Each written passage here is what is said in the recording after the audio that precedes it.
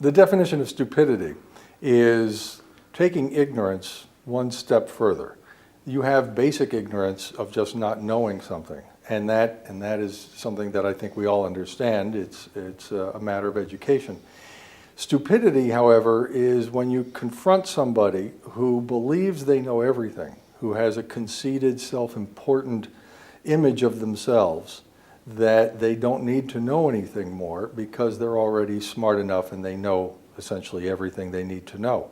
So it's the inability to recognize what somebody does not know, or to know what they don't know, which is something I think you run into a lot with anybody in any situation, but certainly in the business world.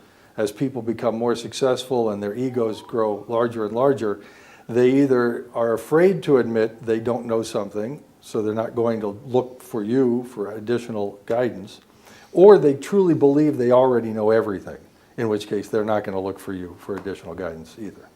And you have an etymologic explication of ignorant and stupidity. Well, to take it back, the title comes from a small line or two from one of the Platonic dialogues, where Socrates is in a discussion, and they differentiate between ignorance and that special type of ignorance called stupidity. And ignorance is, in this case, agnostic or agnosia, which I think you're familiar with the term agnostics, and actually is the root word for, I'm not good at Romanian, but nekunoscot, or nekunoscot, for not knowing. The special type of ignorance, that is stupidity, comes from the root for mathematics, where matia is to learn, and amatia is essentially the negative, not to learn.